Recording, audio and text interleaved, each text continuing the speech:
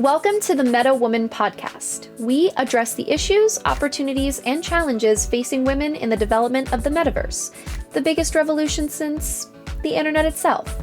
Every week, we bring you conversations with top female talent and business executives operating in the gaming and crypto industries. Here's your host, Lindsay the Boss Poss. The Meta Woman podcast starts now. Hello, and welcome to the Meta Woman podcast, part of the Holodeck Media Podcast Network. I'm your host, Lindsay the Boss Poss, and from struggle to success, we're covering it all. To our returning listeners who have heard me read that intro a bunch of times now, thank you so much for supporting the show, for sending me your feedback. I love hearing from you. And to all the new listeners, welcome. I hope you enjoy, and I hope you'll come back. Today's guest is someone I'm very excited to introduce.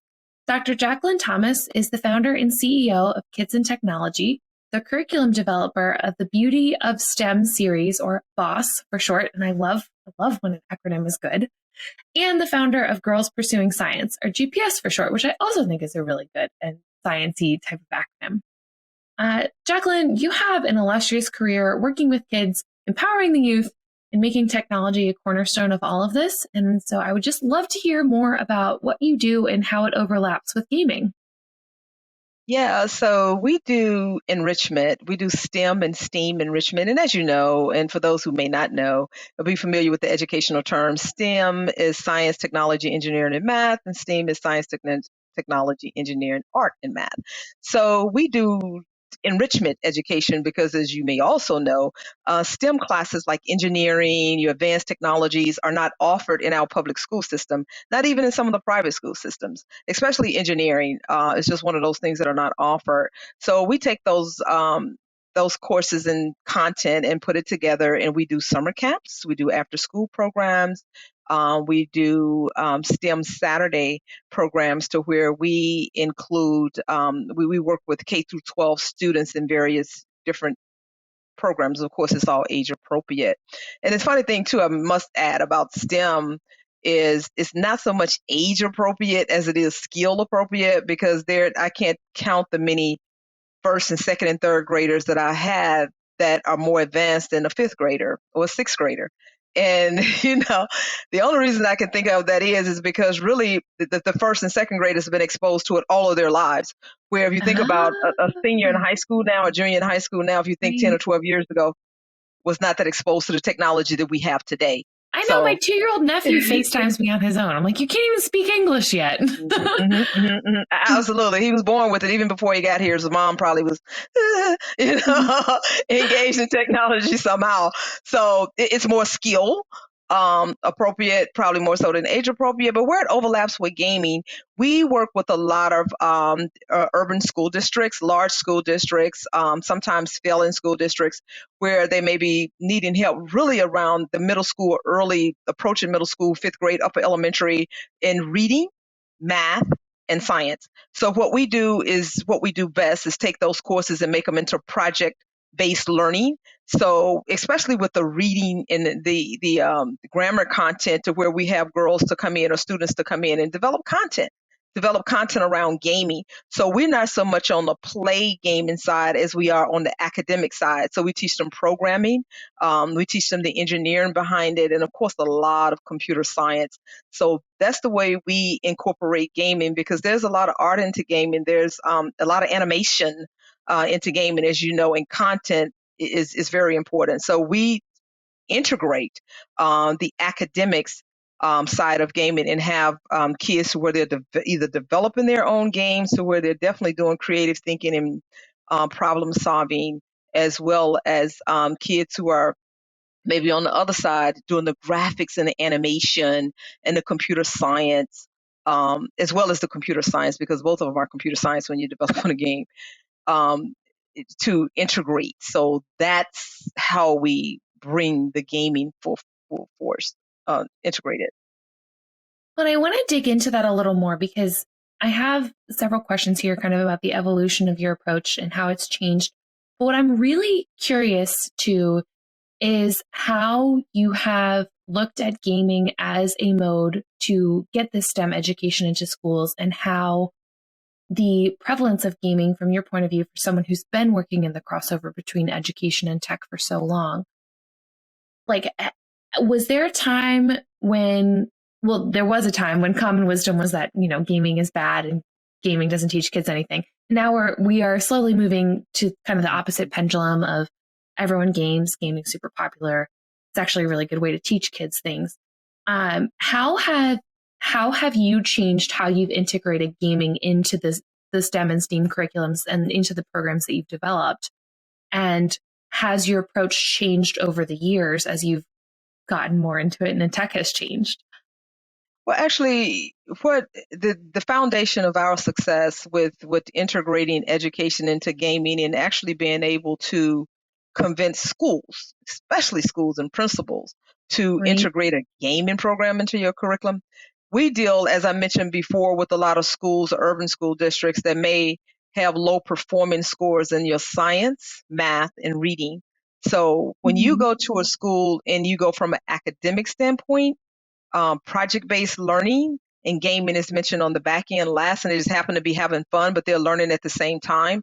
And then as over the years, you're able to see when it shows up in testing, standardized testing, our kids are doing better within the second semester. It's a very quick turnaround. So the success really has spoken for itself. And no, we have not changed it, because if it's not broke, why fix it? The only thing we change is as technology and softwares advance, we advance with those softwares and technology to be able to take it to the schools and teach. And as a curriculum developer, I just take the whatever standards, if it's the national education or state standards, whatever they're using, next generation science standards, and we integrate those standards into our curriculum, and we go in, and principals won't fight against that. So what I'm hearing, and you can absolutely correct me if I'm wrong, is that kind of a sneaky way of incorporating gaming is to call it project-based learning. Well, it is. It actually is. It actually Yeah, is. it's sneaky because it's That, also true. mhm. It's not sneaky because it's Right. false. It's very It's right. true. But It's as very from true. a principal or a parent or a community member perspective, I would imagine there's a lot less resistance to saying, "Hey, your kids are doing project-based learning," than there is to, "Hey, your kids are creating their own game." Absolutely. But even if you say they're creating their own games, and really truly depend on the principal. All principals are not um, probably necessarily against it. It's just that unfortunately our national education system doesn't incorporate it. So principals are pressured to follow the standards and what the state is expecting them to do, and gaming is not a part of That does make sense. And I've it. talked to a couple different people in the education field who are constantly kind of getting through this struggle and how do we bring it into the classroom in a way that Absolutely. everyone feels comfortable. I always think back to my days playing Oregon Trail and listen, even the 90s kids had gaming in the classroom growing up, and there's just been so many ways that it's changed and evolved through the years. I also wanted to kind of talk about it from the student perspective. Many moons ago, and you've already touched on this, but we talked about how you're trying to show kids in your programs all the things behind kind of the end entertainment Mhm. and that goes into games. And especially as we live in a world where so many surveys show that the number one kind of wanted job for kids out there now is a YouTuber or Twitch streamer or vlogging. Mhm. What and how are you kind of moving away from that and teaching them all the back end skills where they can still be involved in this industry, but from a STEM perspective rather than from a pure media content perspective? And how are you introducing that kind of dose of realism to, Mhm. you might not make it as a YouTuber, but you can do is graphic design. Mhm. How are you Yeah. incorporating that into the curriculum? Absolutely. I'm authentic in everything that I do. And remember, we're going into urban school systems to where kids are living below poverty levels on free lunch. And if they don't understand anything, they understand dollars and cents.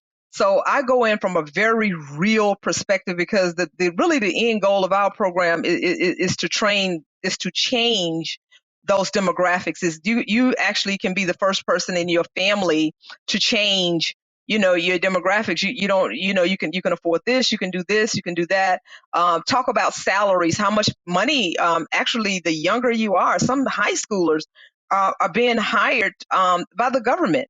to do jobs that a lot of seasoned or older people can't do because we haven't been technology is it's not that old, so to speak, or been around, and kids just gravitate toward it and know what they're doing. But the bottom line is I go to them from an economic standpoint. This is how much they make, this is how much you can make, and everybody, whoa, really? Yes, you can. This is what it's paying. And even now you can do, because a lot of kids do quote unquote side hustles. They may be girls, they may be selling candy at school. I have students that sell pencils at school. Even in our Girls Pursuing Science program with our cosmetic chemistry, we have girls selling their cosmetics that they make at school. So you can actually start building websites, or for people, or I mean, how many times something goes wrong on a computer and the teacher is always, come on over here, Johnny, show me how to do this, because they don't know. It happens all the time. So I go to them from a very real standpoint and talk about the money and how it could change their lives. And they immediately gravitate to it. The economics, the money every time has never failed. They're all in. Well, I believe that because that totally would have worked for me too. And I sort of wish that I had someone who was sitting down and telling me these things, as someone who was previously in STEM and left it because I didn't feel comfortable and excited about it by the time that I left, which was super unfortunate. But speaking of all the programs and, motivating kids with the money, which I think is smart, what has the feedback been like for students that have participated? And now that you've been in it for a long time, what kind of success stories have you seen, or what how has it changed over the years? Oh, absolutely. We have had, because now we've had some success stories, and we have kids now that are working for major corporations as computer scientists. We have a student, Godfrey, that I think about, that's out in California now working for the city of Los Angeles, actually doing a lot of the GPS mapping for the city of Los Angeles. We've had kids to travel and go to Africa and set up computers for kids in underprivileged areas. We have kids that have started their own business. We have kids that are still in high school that are doing fundraisers at their football games, selling their products that they have actually made in the program. So our program is really big, and we have a business component too, I must add, to our curriculum, to where we teach kids how to do budgets, how to sell their products, how to actually make them and sell them. So that's basically how we do it and what we've done. That business component is so important too, Mhm. which is so cool. I want to back up for a second because I realized I didn't ask this at the top. But what locations do you work in? So we are in Texas. We're based out of Charlotte, North Carolina. We're in Memphis, Tennessee. We do a lot of work in California, and that's a huge state. Mostly Los Angeles, mostly Southern California, um, Pennsylvania. We've done some things with Park and Rec in New York City. Um, am I leaving someplace out? Florida. Okay, so pretty nationwide is what I'm hearing.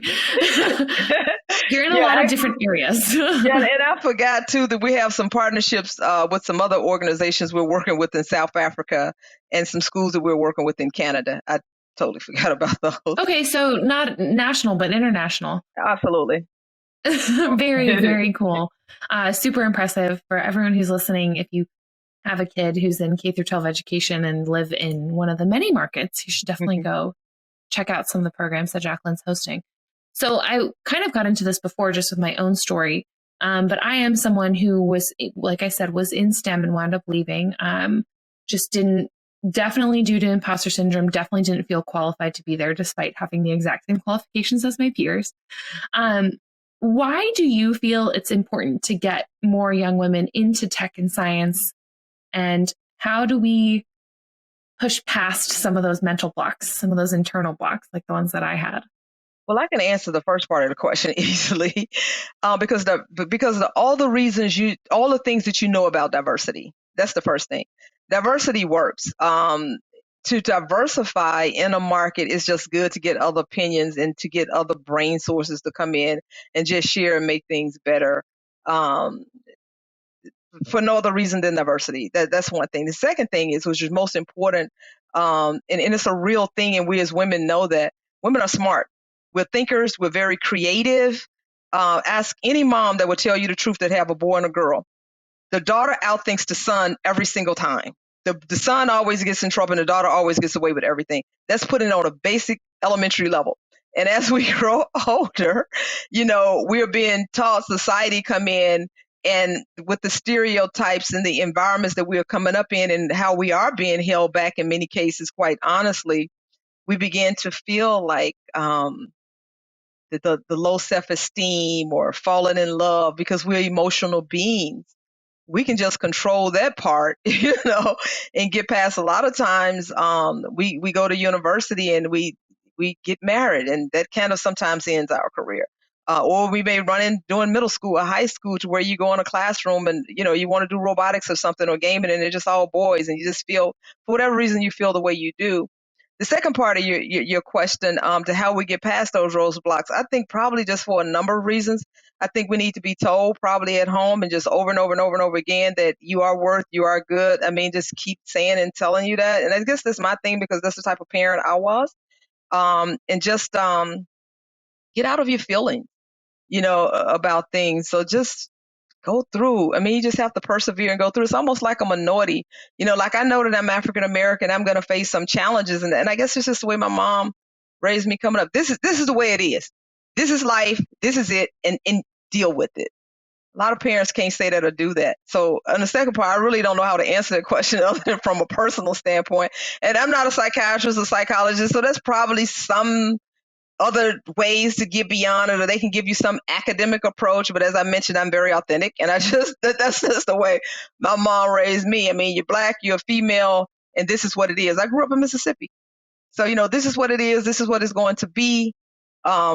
Push forward, and I did. So I don't know. I don't know what else to tell you. No, I think that's a good answer. Part of the reason why I ask these tough questions to people who aren't psychologists or psychiatrists is because I think everyone has a valuable perspective to give on these kinds of things. And being who you are and where you came from and how you were raised, I'm sure someone else can connect with that as well. So psychologists or psychiatrists aside. But going back to this kind of to diversity, and one of the reasons why it's great, in a previous interview for the Story Exchange, which I will link in the show notes, you talked about how women tend to make purchasing decisions. And this was something that stuck out to me, in how you were catering to women because, they're the ones who control the purse strings here, especially in the US. One of the issues I have specifically with women in the gaming industry is that I feel as if the industry, which according to recent developer statistics is 70% male and 70% white, overlooks women so much, and we are the ones spending money. Like all of those Instagram ads, we are buying the stuff. Like put women into games. We will buy the skins. We'll buy the things. Make gaming stuff for women. So I want to hear more about, you've worked with girls now for a long time. You've done a lot in education, but why do you feel that tech at large, because it's not just gaming, continues to kind of have this diversity issue for women, from all the way from product development, not creating things for women, to not hiring women, to not thinking of women as, hey, this is actually the audience we should be catering to because they're the ones spending money. Like, from what you know and from what you've seen, where do you think that this problem comes from, and why does it continue to persist despite us being the ones that spend the money? Honestly, I think it all begins, and I work with a lot of children, so I always have to go back to childhood. I think men, it's just even historically in this country, worldwide, really, if you want to just some low-line statistics, is always with the women. Women, women, all the failure things. So I think that it's historically, it's just the way men are raised and the way boys are raised. And even some of us as moms, we are guilty of that. The way we raise boys and how we are shaping their mentality to think. And that carries over into adulthood. I've even seen with girls, while we act the way we do, all you have to do is visit a 5th grade classroom, how sometimes catty girls are. And then when you get in college in your 20s, and then, you have all this adversarial things going on, it starts early on. So I'm just thinking, it's just, I don't know, but the only thing that I can contribute that to is that boys are raised differently. They're raised to think differently, and they're raised to, take care of your little sister, or son, if something happened to me, you need to take care of your mom. We always seen as we need to be taken care of, or grow up and, get you a pretty girl, and girls are raised different. We tell girls different things. A boy can go out, boy can go out and have sex with girls and have many as he wants, just don't get her pregnant. But if a girl do it, she's given a different name. So we have different standards, and that's from a sexual standpoint. But it's a lot of little things that happen along the way, that the way boys are being raised and being taught to look at women, to take care of the home, to stay at home, and it carries over into the boardroom, unfortunately, I believe. I don't think it's hard to separate those two. And you just look at women differently. I don't care how smart they are. And it's always the wife, that's responsible for a husband really being where he is. Staying at home, raising the kids, putting them through college, and he's just going on and looking good. But it's really the brainchild is really at home, the wife, so in many cases. But I just believe it starts with childhood, and what we're telling our sons, and moms have to really be careful about that, even with the toys and the programs that we put boys in and girls in, and what we're telling our boys and what we're telling our girls, because one day we grow up.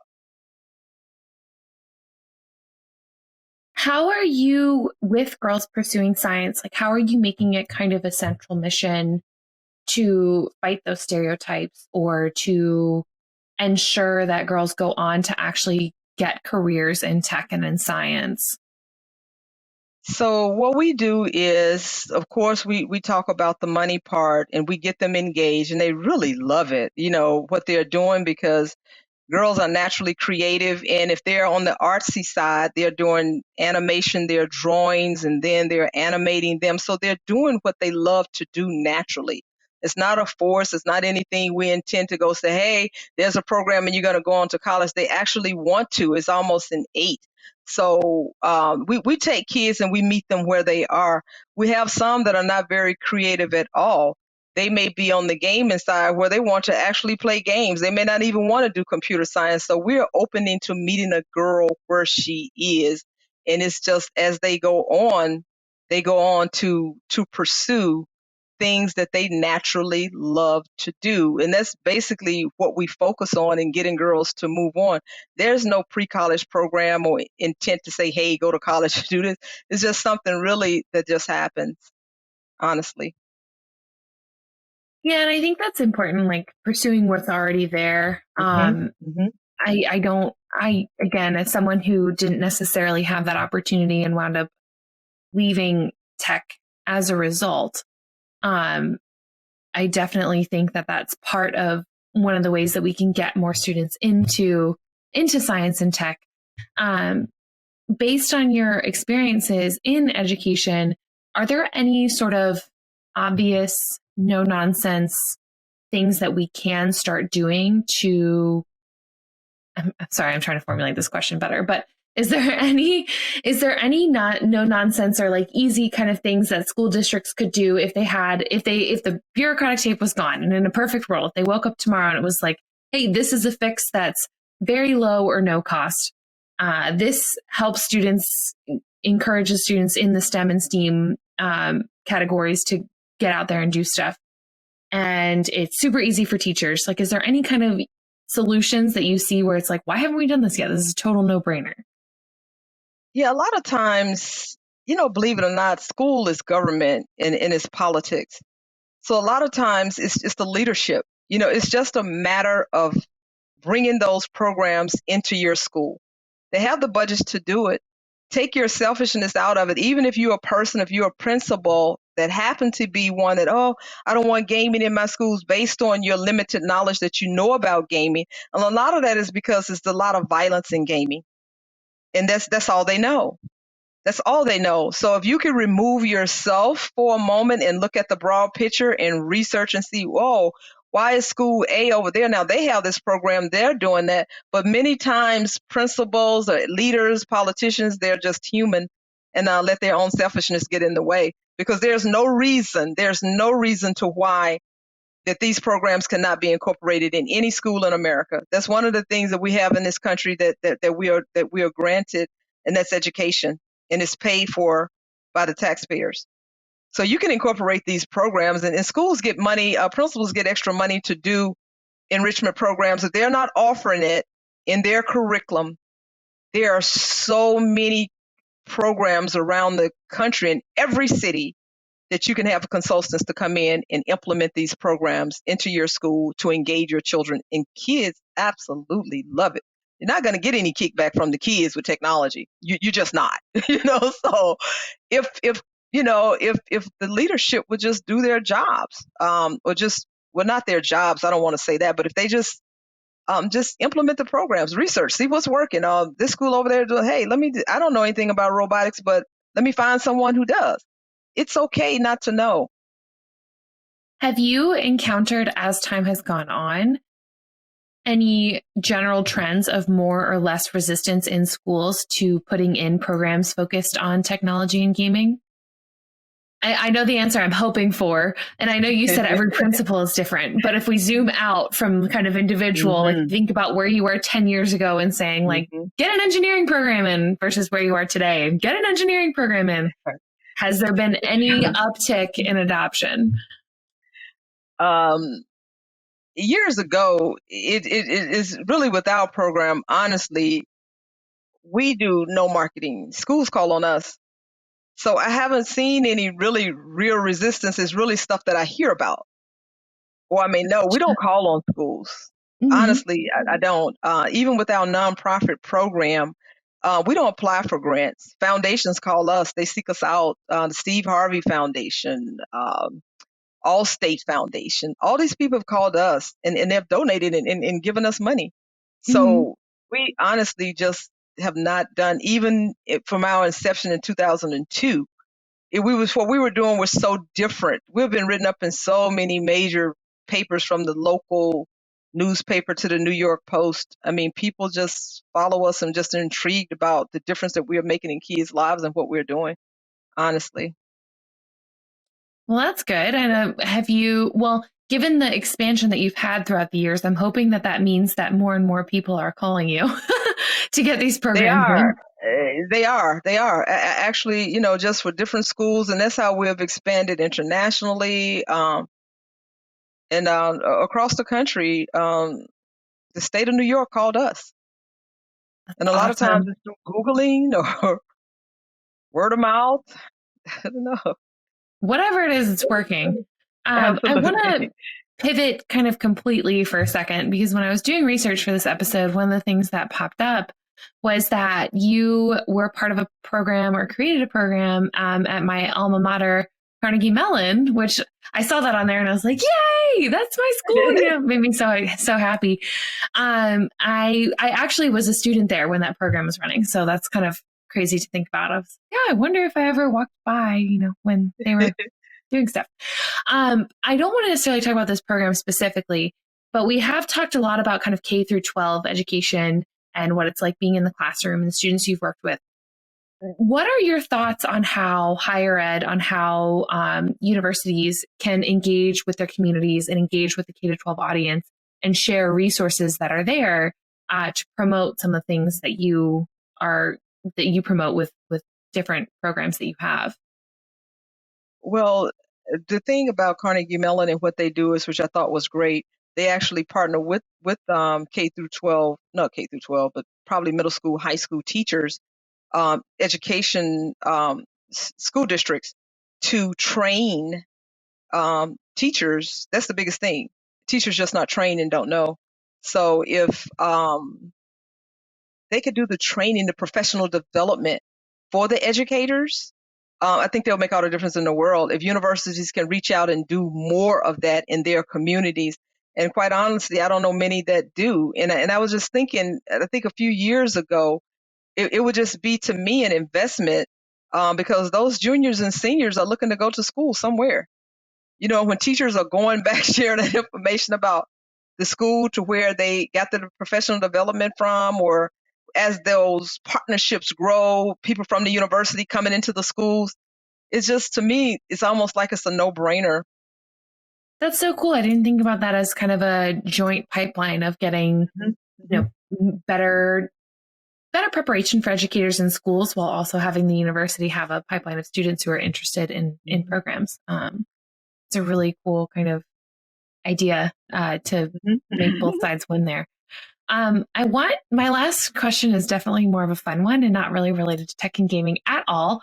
But I saw that you recently appeared on the Fox reality television show, I Can See Your Voice. So I would Yes. love to hear about how that was, what that was about, and where people can watch it. Yeah, so it's on Hulu now, streaming on Hulu, and of course I was in the second season, the second episode, and it was so much fun because I had the opportunity actually to raise money for Girls Pursuing Science. That's actually what we did with the money. Invested in our Girls Pursuing Science program. And we've raised so much money since then for people that have seen the show, because I did go at the end, as you know how it ends, for the 400,000. I just didn't want to take that chance and take that risk. Although I figured at the end that that guy really could sing, I just could not take that risk. I could not leave that much money on the table. But it was so much fun. And it has given, the biggest thing for me though, it has given so much exposure to the program, and Fox was really good about allowing us to talk about the program, what we do, show pictures, and it has driven so much traffic to the website, and people just have given everything from $5 or $6 to $50 donations, and it's just really been a good win-win situation. I had a lot of fun. I had the opportunity to expose and talk about what we do in the program, and in the end, families win. That's so cool. I didn't, full disclosure, I didn't have time to actually watch the episode. I just saw it pop up last night. I was like, oh my gosh, I have to ask her about this. It's really neat that they were able to allow you to talk about Girls Pursuing Science so much. What kind of reactions or feedback were you able to get from that appearance? I'm wondering kind of what a reality or what a television show boost looks like. Your social channels blowing up, or were people reaching out for programming, or what happened? People were reaching out to donate money, because I guess that's what the program was That's about. way better. Yeah. I didn't want to say that in case there wasn't that, but I was hoping that's what you were going to say. That's exactly what it was. Yeah, people reaching out to see, hey, how can we help? Or thanking me and saying how important it is to get girls involved in STEM and STEAM. And I'm sharing stories about, I have a daughter, and I've had a few to trickle in. I have people to ask me questions like, how can I get my daughter engaged? She loves science. She's 6, she's 7, she's 5. You hear that a lot, and she just absolutely loves working with her hands. So I get those questions. I get the referral questions, but more so than anything, we've had people to just want to donate money, want to be a part, and want to help because they know the importance of engaging girls early. That's so wonderful. Before we get into our last little segment, which you are just being an incredible guest, and we are just moving through all my questions, and this has been so fun and informative. I want to do a quick summary of the things that we have talked about so far. We talked a lot about the programs that you've helped to develop and how they are enrichment classes and enrichment camps to fill in gaps in public and private education. Gaming has been a way to implement project-based learning, from programming and graphic arts to other math and science-based practices. You also teach a business component and have basic budgeting and finance. So if students who go through these programs don't go to work for tech companies, they have the tools to create their own companies as well, which you have mentioned that there's been a healthy mix of both in the students that have gone through the various programs you have. In order to get kids kind of excited about these and to not just want to be YouTubers, one of the things you suggested was you're trying to change their perspective and show the kids the money, show them the real power behind these positions, the real power behind STEM careers. And that is a really big motivator to get kids into the field. We talked a lot about the differences between and the different standards for men and women, which can contribute to why companies, products, etc., don't cater to women. Putting girls into more science and tech programs that foster skills and interests that are already there helps to give them the tools to actually continue on and go into those fields and actually make a change in the way that things are done. And then we ended with kind of a discussion on higher ed And one thing that higher ed could do right now, tomorrow, is to put in professional development programs for teachers in the local community. Not only are you helping educators and getting more STEM into classrooms, you are kind of providing a pipeline for that university to then actually have students who are interested in those programs coming into the university. So it's a beautiful symbiotic relationship. And so I thought that was really smart idea. And then also everyone should totally go check out season 2, episode 2 of I Can See Your Voice to see Jacquelyn on there and what she did. So our last segment, and this is something that I like to do on every show because I think it's a good chance to kind of look back, see where you're at in your career. We already kind of did this, but I'm going to ask you again because this is going to be more you specific, as in you, Dr. Jacquelyn Thomas.